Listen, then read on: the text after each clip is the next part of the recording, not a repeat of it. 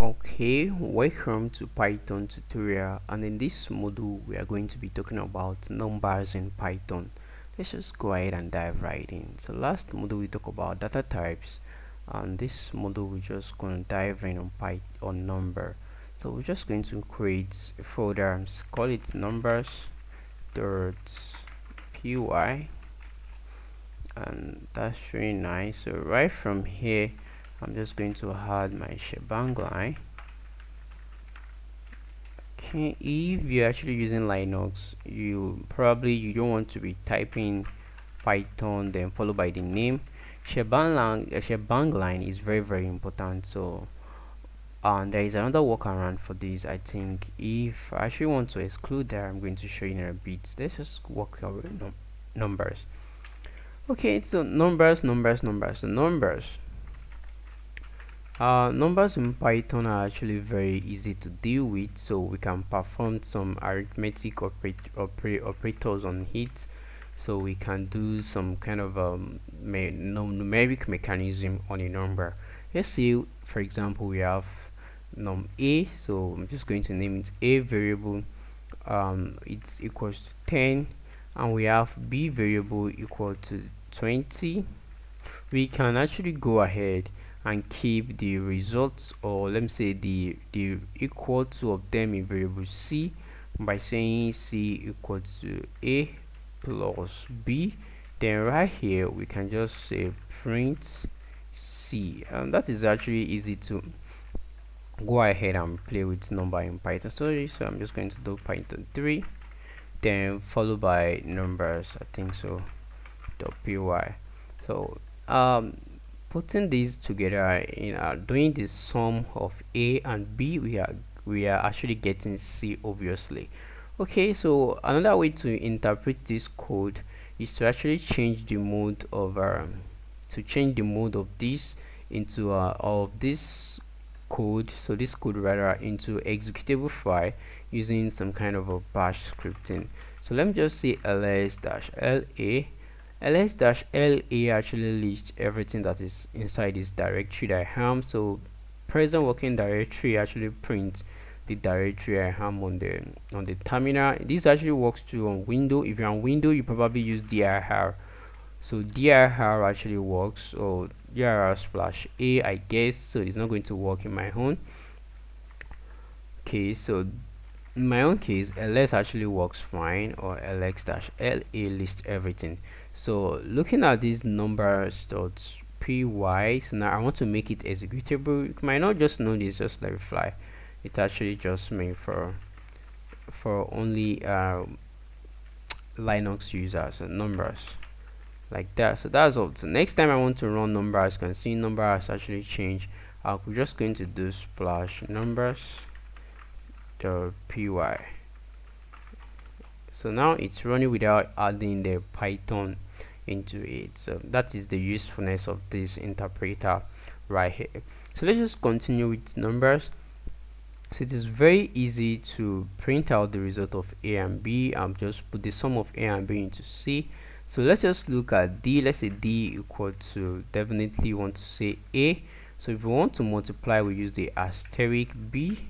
So that's just going to multiply the value of a and b. So we can just print d.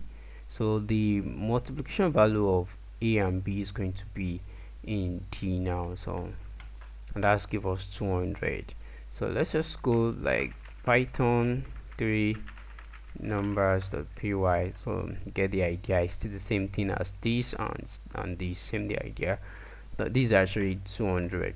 Another thing we can do with a and b, we can make variable here equals to a possibly divided by b, and we can go ahead and print variable here also.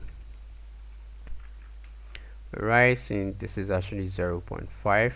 This is actually the division. If you are looking for the remainder, we can say f equals to a, then followed by the, sorry, my bad, b. So this is actually the mode. We know what the mode did in mathematics, so that's actually simple. So we have 10, so we actually have 10, so that's 3. We actually remove 10 from this, the 10 is going to have 10 remainder like that. um what else again can we actually do with number? We can actually do as much as anything that actually deals with expression. So let's just create an expression and actually solve it with Python. So let's say we say x equals to a plus b, and we want to do over 10. So this is actually a mathematics equation. We can also do the same with Python. We can just say g equals to, so x, there is no variable x like this, so we very know that x is missing, equal to, okay, sorry, okay, so if we want to do this equation, so x is actually g right now, so we can actually just say bracket into bracket a plus b, then divided by 10. So this should actually print the solution for this equation out there, so you get the idea of what is actually going on here. So just solving some simple mathematics, and we did very nice. So this is 3.0, and that is true applying the law of PEDMAS right here. So it's actually working fine. And there is another thing I've not actually talked about when it talks about numbers. We can actually cast a number. So let's say we have num equals to, instead of writing 10, we can just say number, I think you can just say integer, sorry, so we can just call it an integer. So since a number is actually an integer, we can say integer 100. So it's very simple. By just putting out the num in the terminal, we get the idea that it's actually saying the same thing. So this is not different from what we have been doing, or it's not even different from saying num equals to 100. So we get the concept behind the numbering system.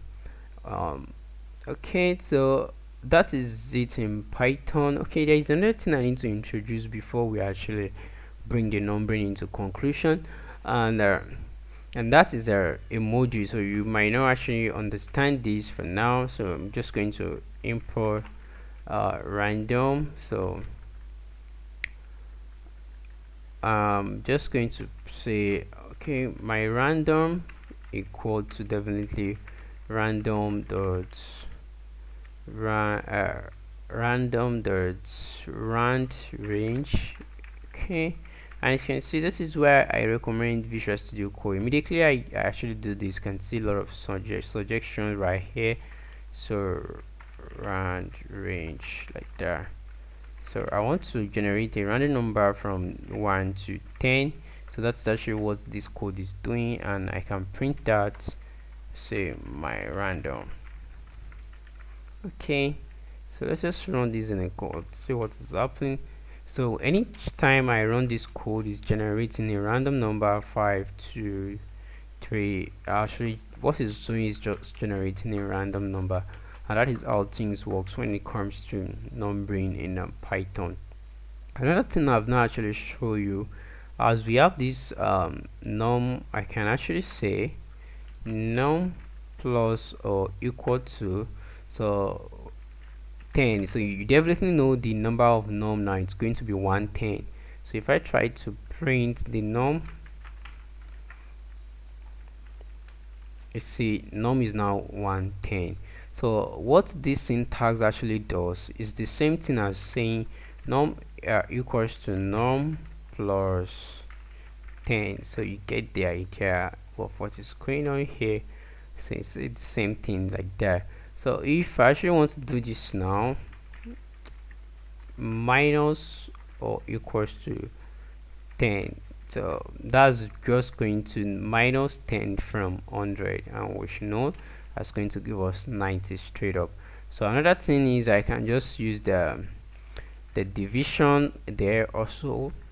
So as a matter of fact, this is going to take anything as long as it's a valuable expression for us to use. So we get the idea of what is actually going on right here. Alright, thank you. See you in the next tutorial.